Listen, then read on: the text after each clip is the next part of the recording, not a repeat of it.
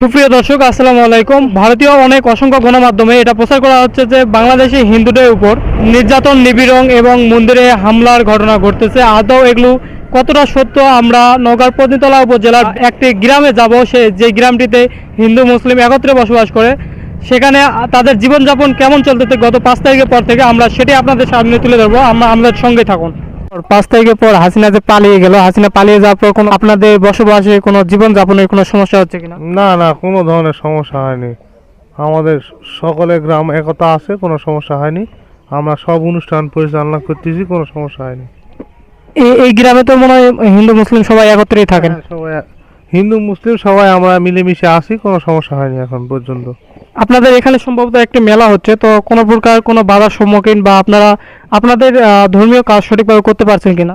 হ্যাঁ হ্যাঁ, করতে পারছি, কোনো সমস্যা হয়নি। এই গ্রামে তো আপনারা হিন্দু মুসলিম সবাই একত্রে থাকেন। হ্যাঁ হ্যাঁ, এখানে সবাই একত্রে খাই, কোনো কোনো এখন আমাদের কোনো সমস্যা আসেনি। ভারতের বিভিন্ন গণমাধ্যম থেকে এটা প্রচার করা হচ্ছে যে হিন্দুদের উপর নিপীড়ন, নির্যাতন, মন্দিরে ভাঙচুর এগুলো হচ্ছে, ভারতীয় এগুলোতে প্রচার করা হচ্ছে। তো আসলে কি এগুলো হচ্ছে? আর না, আমাদের এই নওগাঁ জেলা, আমাদের এই এলাকার মধ্যে হয়নি। আমাদের এই পত্নীতলা থানার মধ্যে কোনো ভাঙচুর হয়নি বা কোনো অসুবিধা নেই। আপনাদের 5 তারিখে, গত 5 তারিখে শেখ হাসিনা পালিয়ে গেল, তারপর থেকে আপনাদের কোন জীবনযাপন কেমন চলছে?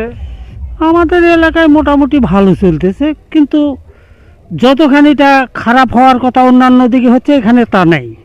আমাদের এই জায়গাটা আগের থেকে, বহু আগের থেকেই এই জায়গাটা আমরা হিন্দু মুসলমান সবাই একসঙ্গে চলাফেরা করি, এবং এতে আমাদের কোনো দিন এ যাবৎ পর্যন্ত কোনো অপ্রীতিকর ঘটনা আমাদের এই জায়গাটায় হয়নি।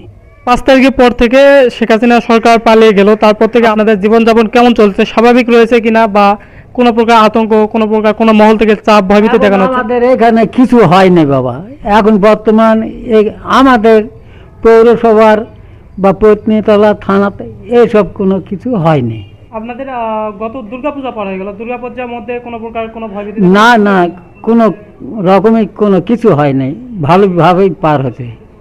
তো দর্শক, আমরা আজকে পত্নীতলা উপজেলার কাশীপুর গ্রাম এবং ঠুকনিপাড়া মোড়ের কিছু বাড়িতে এবং কিছু আমাদের হিন্দু ভাই বোনদের কাছ থেকে আমরা সাক্ষাৎকার নিয়েছি। তাদের কাছ থেকে জানার চেষ্টা করেছি যে ভারতীয় গণমাধ্যমে যেগুলো প্রচার করা হচ্ছে হিন্দুদের উপর নিপীড়ন, নির্যাতন বা মন্দিরে হামলার ঘটনা ঘটতেছে, আসলে আমরা তাদের কাছ থেকে জিজ্ঞেস করার পর আমরা এরকম কোনো এখনও তথ্য পাইনি। আমাদের নওগাঁ জেলার পত্নীতলা উপজেলায় আমরা এরকম কোনো তথ্য পাইনি। সামনের দিনে কোনো তথ্য পালে অবশ্যই আপনাদের সামনে তুলে ধরবো। আপনারা নজিবুর নিউজের সঙ্গে থাকুন।